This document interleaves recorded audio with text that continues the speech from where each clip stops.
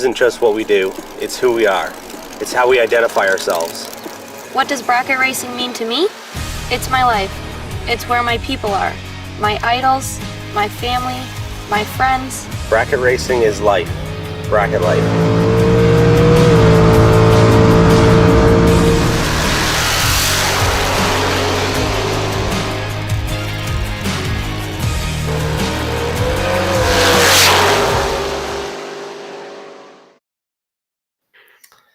Hello and welcome back to the Bracket Life broadcast, Canada's drag racing show. Brandon here, as always, joined my good friend, my good pal, my good partner, Andrew Stirk. Andrew, how's it going tonight? We're doing all right. We're surviving. We're this far into November. I'm still cutting grass, which is highly un-Canadian, I feel like, but I'm okay with that, right? Like, yeah, no problem. Moving snow, so I'll take it. The only downside is I feel like I put everything away too soon. Yeah, right. The race stuff, like it's But, I hear you. Yeah. It's good and bad. Good and bad. It is. Right? It is. I mean, we're this far into it, and I still feel like it's kind of not the winter yet, so it's going to make the winter feel hopefully that much shorter. But it's already feels sometimes short enough when you're in March scrambling to get things done. So I'm not really sure. Yeah, you kind of settle into this little groove here, and then you just about forget that it's coming. And then all of a sudden it hits you again. So, yeah, it'll be good. It'll be over in no time, right? Well, that's the sad part to some extent, because I don't know if I'm quite even close to prepared, because I think with this good weather, I've really been procrastinating on getting a lot done, right? Because it's, it's not winter. But anyway, we'll see how it all shakes out. I'm not shoveling stone. That's what you should be thankful for. Absolutely. If you're tuning in, be sure to comment. Let us know where you're tuning in from and that you're hanging out. Any questions, comments, things to bring up during the show, let us know. Fire it in the chat, whether on YouTube or on Facebook. If you're listening later on, then you can still check it out. Send us any questions, comments that you have or something we might have missed. If you are interested in after the show, fire over to YouTube. Log in on there, hit subscribe on the Bracket Life brand channel. Check that out. It helps us out a lot, helps the show out a bunch, getting it shared everywhere. And keeps it rolling, so that's great. Yeah, that's the update or the kind of news or the prelim, I guess, for tonight's show. Yep. And we'll dive into the Canadian countdown. Obviously, we don't have racing results in Canada, as we talked about. Yeah. We have some huge Canadian drag racing news, though. Yes, coming here. Yeah. So we have that, and then we'll get to some racing results. We have some Canadians that's still doing really well. And finished up their year on top. So Andrew, we got some race dates for 2025. It's exciting to start to see some of them coming out. Back to November and December are the dates where things start to trickle out of the news factory and dates and calendars start getting posted for those looking to book vacation days. So I think you've got an update on the National Open dates. Yes, absolutely, we do. The John Scotty Canadian Championship Series National Open. The name is long and it's jumbled, but it's all right. You know what it is. That's it. It's got all the information you need right there. This year, coming back with 8 race dates. I believe there will be what do we say? There should be 12 races still. Yep. On the National Open side of things. 12 or 14, because there should be 7 events. Either way. Whatever. There's a lot. We have 8 weekends of the National Open Series. One of them being the bracket finals, which would be held at Lustville Dragway. Lustville is the big addition this year, being added to the National Open Series. I know there are some improvements and changes being made to Lustville to host the National Open Series. We'll talk about Lustville in a minute, but yeah, so that should be good. I was looking through some Facebook posts and comments just for the show. This will be a best of 6 event series. So like I said, there's at least 12 races. I feel like I'm just doing the quick math off my head. There should be 14 races available to you. And your best 6 will count towards your point total. Oh, it is 14 now. So the first one there. So it'll be the same for the Toronto races, Toronto area racers, Southern Ontario, that they will have 2 events in at Toronto Motorsports Park, and then we'll travel for their third to get their minimum 6 races. Same with the Maritime Racers, Cape Breton and Miramichi coming back. Different dates here. I know they were back-to-back last year from the August long weekend and the weekend following that. Yes. Now it's a little spread out. Miramichi will be July, Cape Breton in August. So I think that's good for the racers and keep that a little open in the schedule. Naperville back again in July and August. And yeah, Louisville's the big one, the big change, I guess. So it should be good. There should be a lot of participation, I think, added, because realistically for the Louisville, Naperville area racers, the Western Ontario racers, the Quebec racers, they can get all 6 of their event claims at the tracks they normally run at, right? Naperville and Louisville give it 2.5, 3 hours away from each other. So most of those racers have been back and forth and are able to. So it'll make the series a little easier to reach for them. Based on last year, we did talk about this a little bit earlier, right? Every area has its specialty almost, right? The Southern Ontario racers, huge for stock, super stock. Yeah, big following in that one. Yes, absolutely. Where the Maritime racers are I believe had the biggest 90 racing for all the 90 stuff. So then Louisville and Naperville has a good stock, super stock contingent or following there as well. Louisville would be the kind of the outlier, I guess. They don't really have, Louisville doesn't race the 90 classes or like have any stock, super stock races going on yet.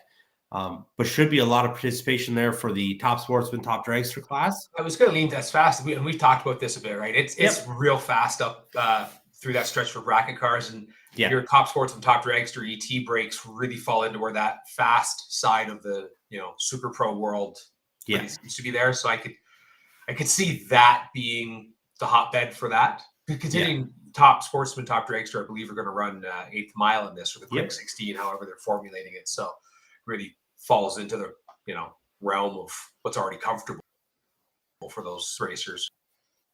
Yeah, absolutely. And that's we've talked about that, obviously, like you just said, a bunch of times, where we have the quick races at the Super Tour, or like the Elite 16 races where the Super Tour run something like that, and there's more than enough fast cars to fill those classes. And then potentially a few folks hop over and try the 90 stuff. Right, there are some racers that do have a throttle stop on, or might dive in and try it. Yep, I'd like to. We'll see what happens.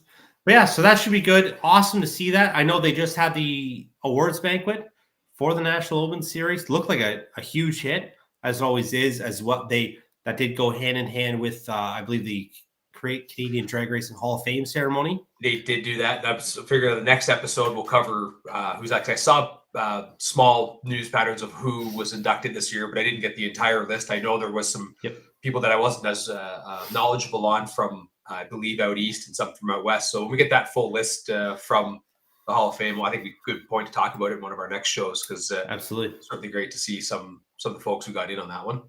Yep, absolutely. So that'll be something we come up with. But yeah, so I saw a bunch of posts from racers who did participate in the banquet.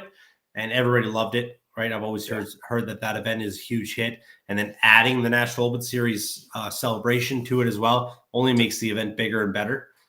So something really cool I'd love to be a part of at some point. Yeah, we'll see.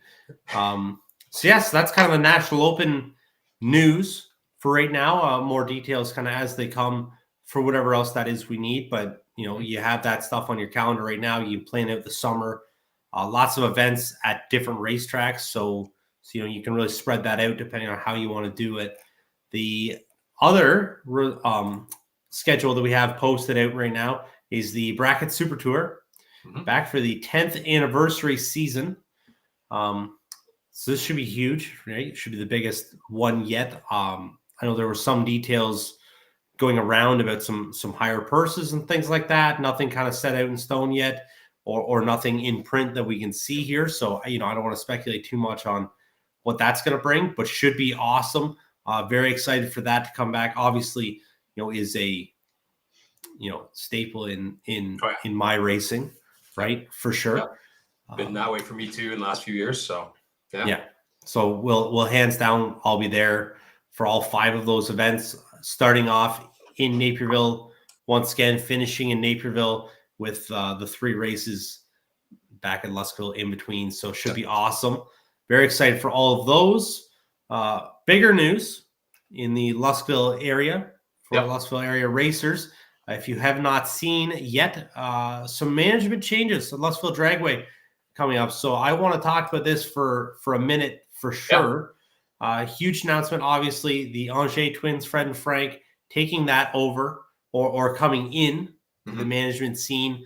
Arnie Malcolm, who's been there for 43 years of racing, which is unbelievable, really, when you think about 43 years in Canadian drag racing, right? To be as successful as Luskville is, consecutive in the one spot. I mean, at this moment, I can't think of someone else who's been in continual operation of a drag strip in a management ownership type of role off the top of my head. I'm sure there's a few out there who've been, up there in years, but to do that for continuously for as long as he has. And then the other tours that he's done with the Northern trips, but just an unreal run of time, right?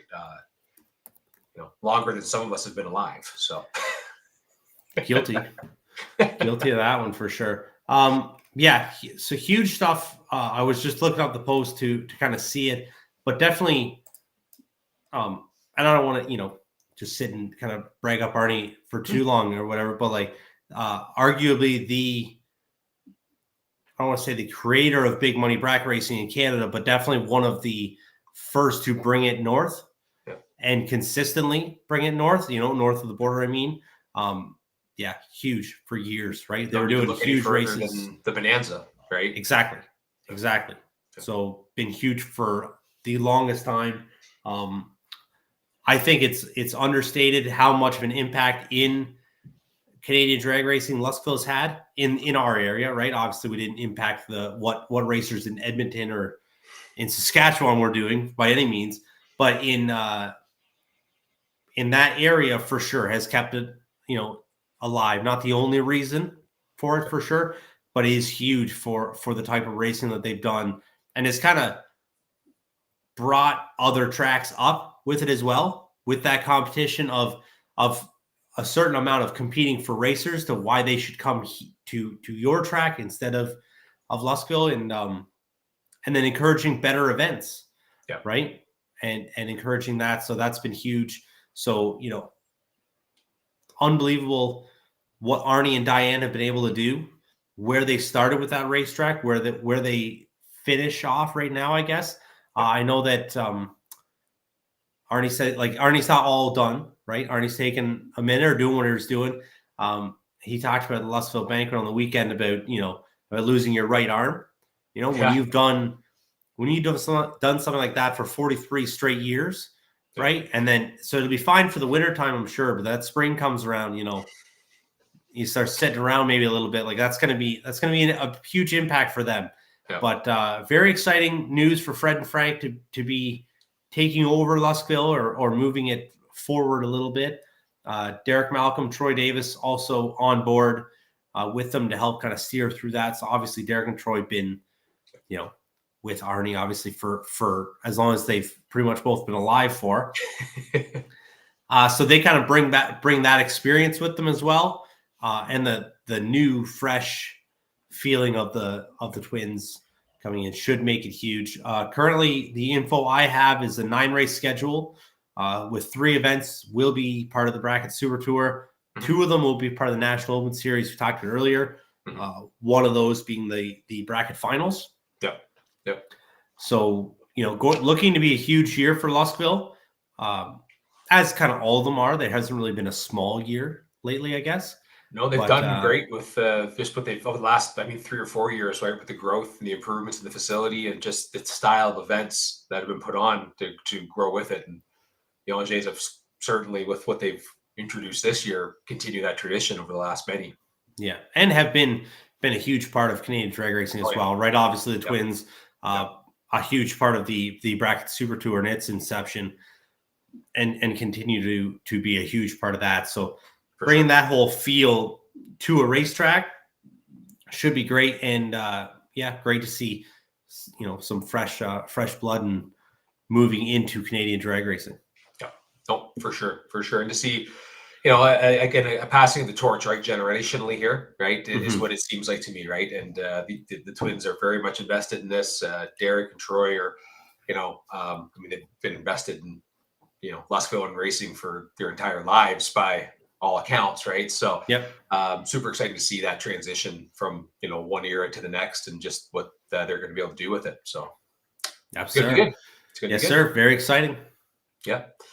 So from there, I don't know if we want to move on to some race results. Yes, sir. We've got a few, probably the last, just about the last probably for this year, other than maybe a couple of those Florida races, where we have a few Canadians down there, and some of the snowbirds. I think they're in December. I'm trying to think of. I believe so. I believe there is a race in December. Yeah. So Pomona World Finals. If you didn't get a chance to watch this race in its either rebroadcast through the Fox viewing channels, or watch this live on NHRA TV, or God forbid you went there, good for you. That would have been a hell of a weekend. What a weekend of racing.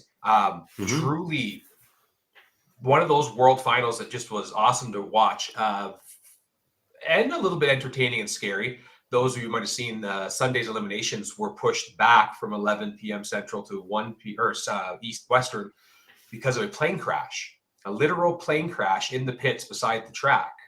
Plane evidently going down. There is an airport adjacent to Pomona, if you were unaware of that position of the racetrack in the world. And evidently one shorted it and ended up into some trailers. Fortunately, no one was, I think, seriously hurt. No one killed. There was 3 injuries of the planes. The safety safari got to try out different safety techniques on an airplane versus a 300-mile-an-hour top fuel car. But quite an interesting start. But through that, we had some results come out. Sean Cowie, which if you've seen some of the social media news that I had out, is the 4th Canadian world champion this year, joining Drew Buchner, Jordan Lasik, Kyle Harris as world champions amongst a very distinguished crowd there. He ended up sealing a top alcohol dragster, and we've talked about Sean all year long with the results. And I believe it was the last show we were talking that I believe the win he picked up on the Monday of was it Vegas? Monday at Vegas, yeah. That should give him the points lead, and it did. And he had to hold off for a round 1 win, which clinched it for him. A lot of years of trying. That's been a fast top alcohol car. And that's a true top alcohol car in that it's a blown alcohol dragster. The last few champions have been the injected nitro, and there was always a lot of conversation if you watched a lot of the top alcohol world of just, if and when a top alcohol with a blown Charger on it would win another world championship. Well, it happened, and it's heading back to BC. So congratulations to them. Also runners up at the World Finals, which, almost the sweetest cherry on top, right? Just 1 win light short of what one could call a dream weekend, but still what an awesome job for them. Top sportsman, and I'm going to try to get this right, and I've only heard the name a couple times, every round, but Joe Welloff, Maple Ridge, BC, top sportsman, taking the championship for the World Finals back home. Great win by him. Apparently he lives just down the road from Justin Bond, so evidently whoever lives on that road, you're in some good company there with top-notch world-renowned drag racers.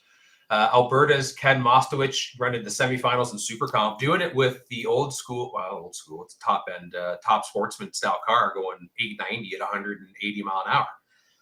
Just truly my favorite way to mess up with the Super Comp class. Just go take a really, really fast door car and make all the dragsters get chased. But Ken picking up the semifinal loss there. That was, for the most part, the Canadian results. From there, we're going to have a little bit of a stretch going into pro stock. Rad Torque Systems, so Canadian company, sponsors Dallas Glen. This was one of 2 world titles that came down to essentially the final round. There were multiple world titles decided at the World Finals. Top Fuel was decided, I believe, in the semifinals with a win for Antron Brown. But Dallas Glen, with the Canadian sponsor Rad Torque Systems, has to run up against his teammate Greg Anderson, 5-time world champion, in a 1-race runoff. Winner of that race wins the world title and the World Finals, right? Truly an awesome experience. Unfortunately, comes up 0.003 short. Nails the tree. and 3 thou short on performance. Greg just drives around him, take his 6th world title. But awesome job for Dallas. If you want to find another little inroad on the whole bracket life and why we're talking about pro stock, Dallas still is and came from the sportsman drag racing world. He was a bracket racer. I think he still does bracket race. He's raced a few times here and there when he's not running the pro stocker. And as I've alluded to in the program, and this is kind of hits on it, he drives the truck, he works on the cars, he goes to the shop, he runs the dynos, he gets back in the transporter, hauls the car to the track, unloads it, and runs pro stock. It's kind of one of those guys you just can't help but cheer for, right? Just because he's running the dream, right? One of my 2 favorite classes to watch. My other favorite class at the World Finals was probably the better of the 2 stories, if I'm honest. And the Pro Stock one was a pretty good story. Super Gas. So I think if you're on the West or East Coast right here, all our buddies in the 90 racing just perked up a little bit, right? Because this is where our interest is. A 4-way race. And this has nothing to do, there's no Canadians involved in this, or at least very, very few connections if I can even find any. But I'll pull up the information. So we essentially have 4 different racers going into Pomona with a chance at the world title. You've got some guy named Luke Bogacki, who is evidently a pretty good racer, leading the points. You've got a gentleman from Division 1. It's Keith Mayers, I believe I'm getting Keith's name right. Yeah, Keith Mayers, who, if you know Keith or you've been around Division 1, he's typically the one riding Porsches and other super street, super gas style cars. Very unique, right? Not your atypical either super street or super gas type car. He's in the points runoff. He borrows a car, somehow finds a Porsche on the West Coast. I don't know if that was by design or how that works. Apparently, there's a great interview on NHRA.com if you go check it out between Keith and the gentleman who owns the car, who he never met until the Wednesday before the World Finals. Yeah. So you drove all the way out there, fly all the way out there, borrow someone else's car. And then you've got Val Torres, and I believe it was Evan Kowalski. So all 4 have mathematical shots. And all 4 end up in round 3. Evan Kowalski takes a win, moves on. Keith Mayers takes a win to continue on his championships. Now, the first of 2 big matchups, Val Torres in round 3 and Luke Bogacki. So winner of this wins the war. Well, winner of this keeps their title alive or wins it. Bogacki wins, it's locked up. Torres wins, the door stays open. Torres wins the first of 3 big rounds for him by taking Luke out of the picture. Round 4, Keith Mayers and Brad Pierce. Mayers wins. He has 1 round left to lock up the title. Mayers wins. So he's going to round 5 at the World Finals in a car he hasn't sat in ever until Wednesday before the race. Torres wins. Evan Kowalski bows out, but with Mayers' win, Kowalski's eliminated. So now it's down to 2 cars running off for the world title. Who's racing in the next round? Val Torres, Keith Mayers. Now, this isn't the world runoff yet. Val has to beat Keith to have a shot. And the shot being beats Keith, goes to the final and wins. Keith wins, title's over. Val Torres beats Keith Mayers in the semis. The key part to this is if Torres goes on and wins the final round, they're tied. Torres goes on against Chris Whitfield. Chris Whitfield, the big-time racer. If you've seen him in some of the spring fling races, you've seen him in super gas, super comp races, very accomplished. Torres has to beat Whitfield. If he does, he gets the tie. And the tiebreaker is the head-to-head matchups between the 2 racers that are tied. And the only race that Keith Mayers and Val Torres have ever raced each other was an hour and a half before this for the first time between Division 7 and Division 1. And Val has that tiebreaker because he beat Keith. And in the final, Val lets it go. I think he let Whitfield go, if I remember seeing some of the results on it, but ends up winning the World Finals, and in doing so, ties Keith for the points and beats Keith on the tiebreaker to win the world title. Super Gas literally came down to the final 2 rounds of the final race of the year, and in that race, 4 different people had a shot at the world title in round 3 of the race still. A wild finish. You can see the excitement. This is the type of stuff I live to watch, and to be truthful, I'm still a huge fan of all this, but had it glued on the TV. Was actually, when I was late getting to it, was fast forwarding through pro rounds just to see what some of the super gas and other races like sportsman racers were doing. But I just want to bring that up, like an awesome, I was texting back and forth with friends as we were watching this unfold. It's not the first Super Gas World title decided there, but like, what an unbelievable run to the finals. Absolutely. It was cool watching. I paid attention to a lot of it. I follow, obviously, I follow a lot of stuff that Luke does. Was following on all of his posts through that whole kind of Western swing, I guess, that he did with 2 races in Vegas and then hitting Pomona. So I was paying attention. Watched the Keith Myers interview on NHRA's YouTube channel with Joe Costello. That was really cool. So neat to kind of learn more about it, and then was paying attention through the whole thing to watch it. It was neat, right? Yeah. Cool to see. I love that class. I love to race in that class.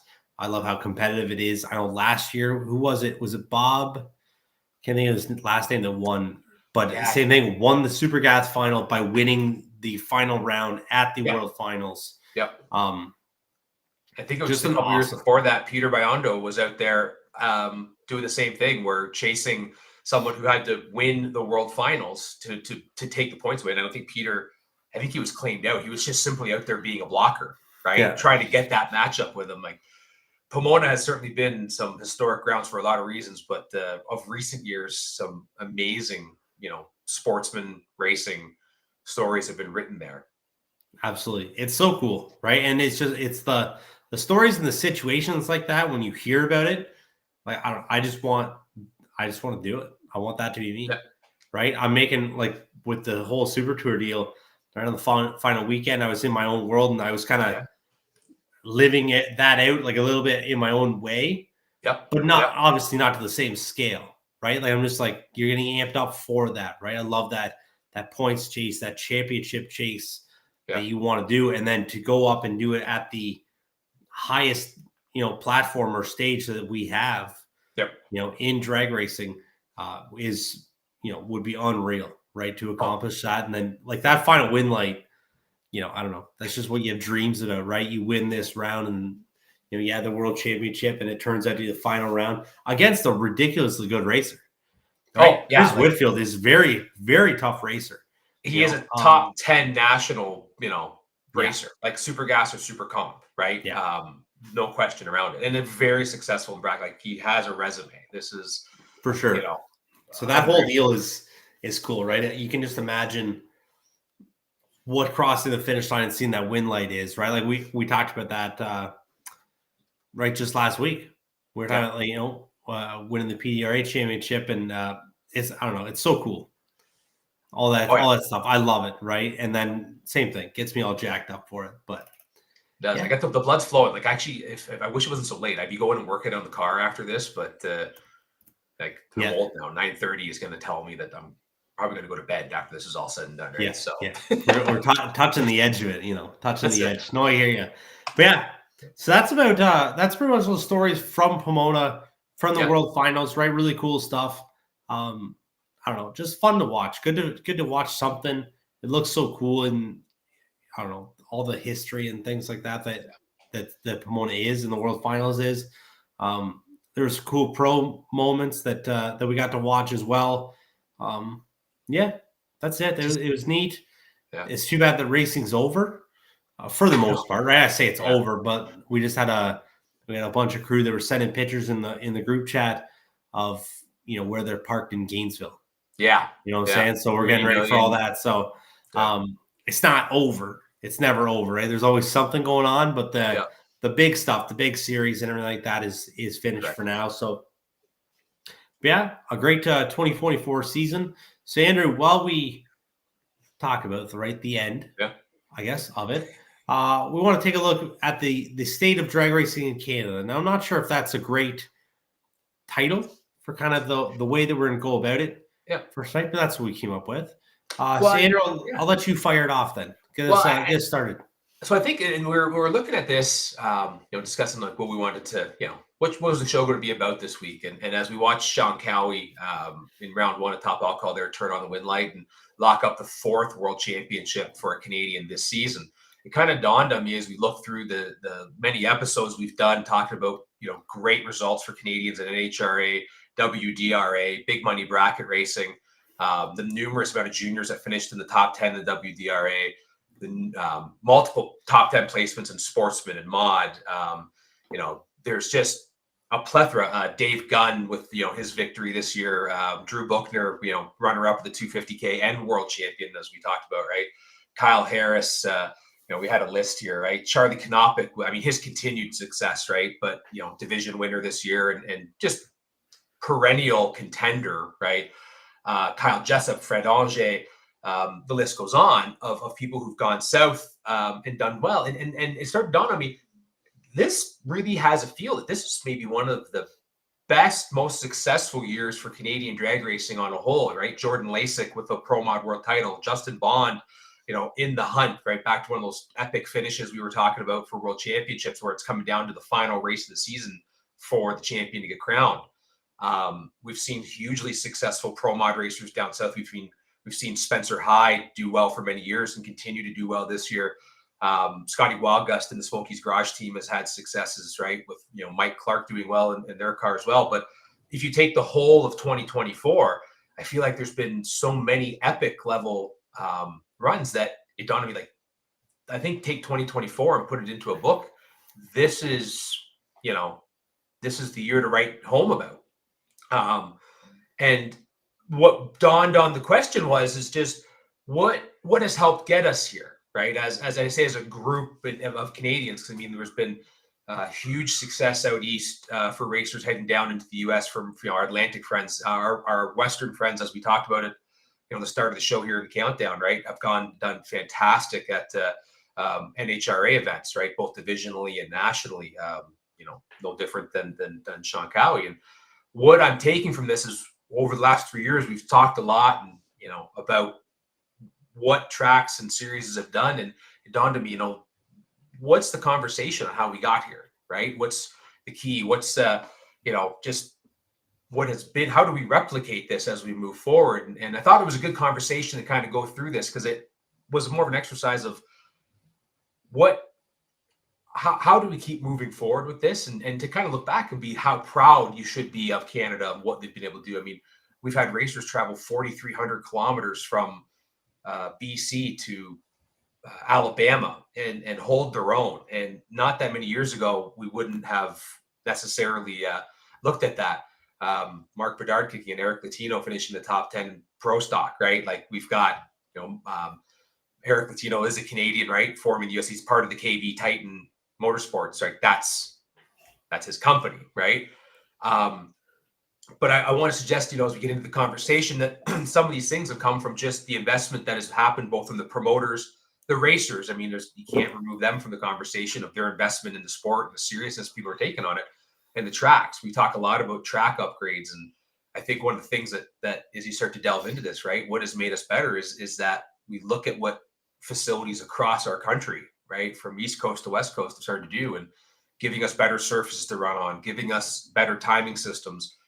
Even the type of programs we're looking at, right? I mean, there's two types of programs you see now. There's 8th mile bracket racing, and then there's really quarter mile sportsman racing. And we've seen that division of the two, and it's been a little bit contested over, the 8th mile, quarter mile thing. But the reality is the continuation of quarter mile sportsman racing is really going to be an investment in continuing to be competitive for our racers in that segment, to be able to go down and hang with the US counterparts who are doing that all the time, right?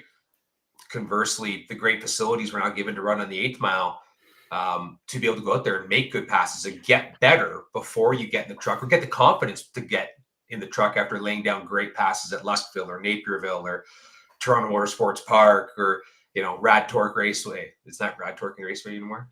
Yes, it is. Okay, I wanted to make sure before I got that one wrong.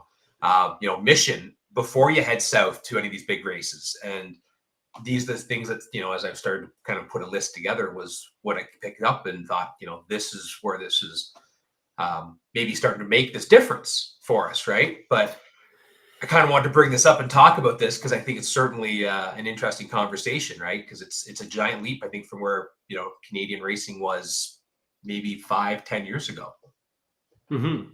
It's definitely interesting, right? And we talked about this a little bit of everybody people coming into the sport, right? Or moving up in the sport, right? We talked before multiple times with junior drag racing and the racers who come out of that come into to Super Pro or Semi Pro or whatever class they do run in, and the success they're growing up having because of the great races and events that we have available to them, right? And the racers they do get to watch, right?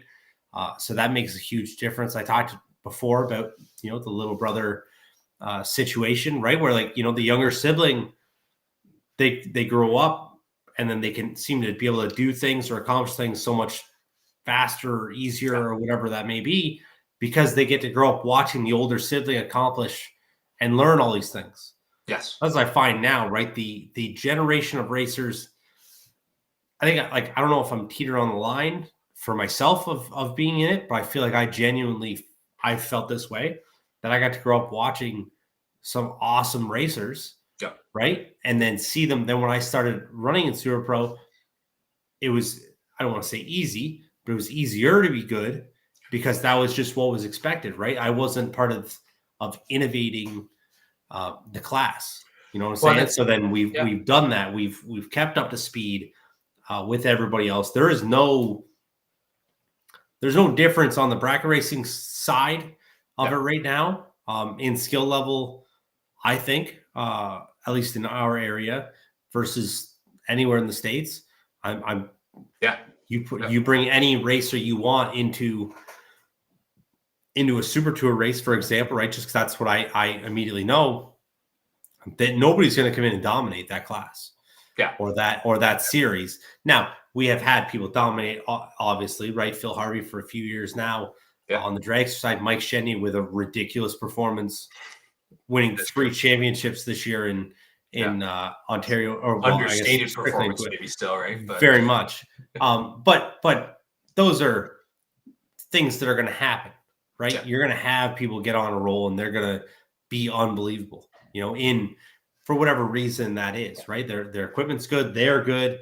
That's just the time of your life that you can just live and breathe it, Well, I think, and some of that speaks to some of the modernization of equipment, right? Like we're seeing it, the ability to grab them. And the biggest hurdle we've had as a Canadian, truthfully, is that we are consistently competing against a tough dollar, right? I mean, there's only been a very short stretch of time, and it's going back at least 12 years ago now, where we've had a dollar that's been anywhere close to par. So the acquisition of really good equipment to the same level as what you see down south with Innovation it's an expensive endeavor. Not that it's still not, it very much is, because we're still fighting a 40-cent difference on all this, but that's more readily available, right? To increase, the type of equipment you're running with, right? To increase your performance. Certainly become easier to be had and used. But as you touched on, like that generational fact, right? Like where you see the junior racers jumping into big cars more competitively so quickly. I think because they've watched and been around this, right? The advent of watching online racing. I mean, the amount of understanding you can gain from watching these big races versus having to go to them, like you kind of only way you could experience them before. I look at young racers like Jordan Crow, who got a chance to go compete for a world title this year, right? We talked about Brooklyn Noakes in here, who's, I wouldn't say practically raised at top level professional, drag races with her dad, right? Being a top alcohol, world contender. Mm-hmm. We talk about I think the Rankins out east, the Rutherfords out west, right? Just to name people who have, generationals that have jumped into cars and been very good because they've been around very competitive racing, and it's been faster to pick up, right, for them. And I think that's something you're starting to see pay off in dividends with our racing across Canada, right? It's a little harder for me to find examples outside of my racing world off the top of my head here, outside of my own area, right? But these are the things, right? And that just breeds a much higher level of competition, right? Mm-hmm. And in that competition, when you have the good improving tracks and the better systems and the accuracy we do, and things like the Super Tour to go sharpen your skills at, which are very cutthroat events, the 660 Sportsman Nationals that we have out here, run by Drew and Vicky Buchner, to go and if you're local and can't travel, to go and kind of see where you stack up and get a little confidence maybe to travel or just be able to run for big money that live in the area, but creates competition level. And I think those things have really started to pay, as I said, dividends on the skill level that we're now honing. On the semi-professional level, I mean, the amount of contacts that you watch, even for, when you look at Jordan Lasik, Justin Bond, not that I have any intimate knowledge, but I mean, the connections those type guys have made to get into, the Bahrain 1 alignment, right? That we didn't used to see from professional teams out of Canada or professional drivers, right? You look back on years of like guys like Jeff Arend, who did very well and has had some great rides, but just hasn't had necessarily the same connections to those top tier teams, right? Now seems, I won't say easier, because I'm sure they worked very hard for those things, but accessibility is much better, right? For sure. Even the sponsorships, like look at Rad Torque, right? The amount of Canadian-based, companies, right? Eric Latino is actually a prime example of a Canadian-based company that has skipped over to the US, become very large, and was a starting point for various different Canadian talents to grow in the US, right? So the door is opening now for this, and I think that's where we're seeing this, right? This is generational experience starting to kick in, and it's pretty incredible. Yeah, I very much agree. It's so cool to watch. I love what we have going on right now. Racing up here, is it perfect? No. But what we have going on, the opportunities that we have and then the effort that gets put into them is really cool. So we're very fortunate to have all those things. The investment that right now our track owners, our track promoters are putting into their facilities for us to race at, right? We talked obviously huge Saskatchewan International Raceway at the start of the year, complete, new racing surface redone. I know I was watching actually just before we came on. I saw an update from Naperville Dragway. I believe I don't know if they're polishing all the concrete all the way or everything right from the quarter mile right to the start line. Yeah, that's all getting redone. Luscio's obviously had some huge improvements. Going to have more improvements coming up for 2025. Just some example, right? We talked about Rad Torque with some. I mean, I don't know the specifics, but when they had their ownership change, right, there was quite a bit of investment in that facility, whether it was necessarily on the track as much as the facility, but regardless. But still, investment is investment into the racing facility. It all still is a business that you need to put money into, and the fact that these people, these companies, these whatever are investing in racing. Excuse me. To the extent that they are, is huge, right? It makes it better, or I don't know, easier to invest in your racing operation when the businesses that you want to support and the tracks you want to support are investing in their own stuff, right? They're saying, hey, I'm here and going to be here for a while.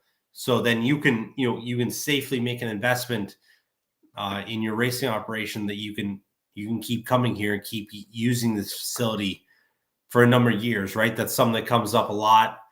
I don't know if it's in everybody's conversation. Obviously, when you talk about racing as much as I believe you and I do, and as most of the people who are on here do, you think about what racing is going to look like in 5 or 10 years. You think about where it's going from here, what the direction is, right? Obviously, it'll have its challenges with whatever comes up.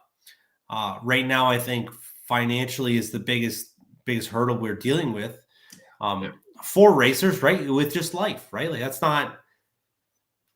I don't think necessarily the races are huge. I think just life is expensive, right? So that's something we'll see what kind of happens moving forward. But I know that the racers that, if you're all in with that, right? A lot of people just make it work, or you make it work for whatever you can, to still support it and be a part of it. But that's something I look at with what I'm doing, right? Obviously we're all in, right? We got a bunch of race cars, we got a bunch of engines, trucks, trailers, things like that. We have a lot of money tied up in this sport. If Canadian drag racing necessarily went away tomorrow, is that going to end my racing career? Probably not. There's opportunities I have that'll take me to the States, or I'll be able to go there. But it's going to make a huge impact in it, and will for a lot of other people. So then, that's I know we always preach it. We don't always get to practice it in our own racing, right? Because there's only so many weekends that we can attend. But supporting the local racetracks and the local racetracks supporting us, right, to support them, the full circle effect of it is really what we talk about. So when we look at the state of drag racing right at the moment is excellent. And I think a good testament to that is even looking at the associations that are now looking to, like we just talked about extensively, the NHRA with the National Open Series, the Canadian Bracket Finals, which if you look at the way they're advertising this, it's the same weekend as the Division I Bracket Finals, which is typically the bracket finals we go to. So, summarizing a little bit of, or extrapolating a little data from this, my assumption is the Canadian Bracket Finals may have some actual effect on how the World Championship for NHRA gets operated, because if they're not sending teams to Namibia or Lebanon or whatever is the Division I Bracket Finals, then what I take from that is that maybe there's someone out of Canada or more than one, someone being able to head to Vegas from that bracket final. And if that's the case, just seeing all that grow, right? The WDRA with their investment, right, in Canada, they're going to have a Western bracket final at a to be determined location. I would suggest that had Canadian racers and tracks and promotions not done as good a job growing, that these associations would be looking at these areas as viable. For sure. I know that much of the WDRA is in essence, some of the former IHRA organization that used to look at Western Canada as a viable place to land. And I still believe that's the case, very much so, because there's some very dedicated racers. It's just more of a geographical challenge of that part of the world. But evidently they don't see it as much as that, and they're going to put in a concerted effort to have a Western bracket final, which will have an effect on sending people to Montgomery next year. This all comes back to the strength of Canadian drag racing and what the racers, the promoters and tracks and fans and sponsors and everyone else have been able to start to pull together to make this a viable place for these places. If they weren't, these two organizations no doubtedly wouldn't be looking at doing what they're doing in Canada. They're both bottom line driven. The NHRA side more than the WDRA, in my opinion, just because of the way NHRA has kind of always operated. But Glenn Grow, leading that charge, still wouldn't be able to do what he's doing if he didn't have at least someone in NHRA saying, go for it, right? We believe in what you're doing. So that tells me that, these are all big things, because this is certainly a much bigger deal.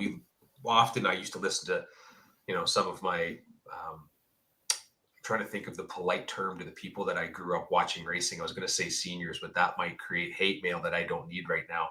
But idols, that's a better one. There you go. That used to talk with the WCS races at Cayuga, right? The Winston Championship Series, which essentially is what the Lucas Oil Series is now. And they used to talk about the one big race at Cayuga every year. We've got two. We have an entire series now that has the DNA of being similar to what that was just in the modern era. I think that's a pretty big thing in 2024, when there's a lot of folks who look back and go, that's, that era's gone. Well, it might be back in a different version now. Yeah. I agree. I think it's neat, right? It's neat to do. I love the effort. The effort right now is kind of essentially, I said it a little bit earlier, but making the difference. Right, we can just coast by and we can do whatever we want to do, and racers will just race for whatever is available, right? But the effort really being put in by promoters, by tracks, by the associations that care, right? Yeah. And there's the obviously WDRA is huge right now in Canada. NHRA really trying to build steam, right? NHRA has the legacy of what it is, right? I don't think that'll ever leave or be gone, but really cool to bring that way back up, right? Because it was kind of fading a little bit, right? Yeah. And then you look at the response that we just had from this National Open post, right? With having the schedule and the updated dates and things like that. Everybody loves it, right? There's a lot of folks that have participated that are very much excited for this. And they have, we talked about this when it first came out, right? Was the prestige of this event. Yeah. Really bringing it all with John Scotty deal and the picture of those Wallies was impressive. I don't know if you look at those championship Wallies that the racers won. I don't know. You can tell me you don't really care if you won one or not, but I think you're lying to me straight up. I'll call you on that one, right? Yeah. So that's neat, right? It's cool to see all that stuff happen, and awesome to see how it goes, right? I'm just trying to find a picture of the Wally here. And I think a safe gauge on this too is when you look at the amount of American interest. I mean, we've had conversations about, and I know we're still not far removed from the COVID era of racing where cross-border travel was, nullified, and we still have lingering effects going way back with the passport challenges for northern and southern friends going back and forth. But for years and years and years, we really saw a lack of American participation, right? And what you're seeing with the NHRA side and the Super Tour side, you're seeing it with Drew and Vicky's 660 races. Again, I can only speak to the races I know more specifically about. So if there's people out west in Alberta watching this, or the Maritimes can chime in a bit more with how you're seeing your participation numbers from our U.S. friends, please do. But you're seeing them go up. You're seeing Americans looking at the National Open Series and looking to augment their schedule with it. They're looking to go to Drew's races. They're looking to, like, the Super Tour saw quite a few Americans that I know there's some regulars that do run in it, but there's also quite a few more looking at it. When we were in the U.S. racing, we were talking a lot about the Bonanza as a specific, right? 10,000 to win races, because the question was, are you going to World Super Pro Challenge? Well, no, I'm going to the Bonanza. Well, why are you doing that? Well, it's one toe and at least 6 cracks at 10 grand over 9 days. Wow, where's that? And it's for enough interest for someone from Columbus to drive to Ottawa, but it was certainly impressive to them, which is saying a lot, I think, considering when we're talking to racers who live in parts of the U.S. that have the most big money races per capita is probably anywhere on the planet, right? To get a wow out of them kind of says something, right? So I think that says a lot about what's being done up here across the nation. Yeah, no, I agree. Like, I think that hits on the head for sure. I'm excited for 2025. I'm excited to see what happens. I hope everything keeps going in a positive direction, right? I know there's obviously going to be the fact of how to get more people into the sport. I think being welcoming, I think giving them the opportunity to come see it, or bring your friends to the track, right? Let them check it out, and maybe they get interested and they want to dive in. You never know, but that's kind of the look at it for 2024, right? Overall, the support and the effort being put into racing has been great, and continues to be so. Should only stay on an upward trajectory. I would think so. I mean, the hard part about 2025 is now 2024 set a very high bar for what we're expecting to see, right? And the funny part is every year we've done this show, we've had some real high moments, like Matt Costable's win at the 50K, right? That was a big moment. Jamie Tupper, was it a final at 100K or semis? I believe so. Semis, I think. Semis, right? We were talking about those, and I have to admit, behind the scenes, it's kind of, these were big moments, and how often will we be able to talk about big moments like this? Well, thus far, every year we've done this, every summer, we've had someone in a big moment, similar to those spots, right? And, this past year we've had 4 world championships.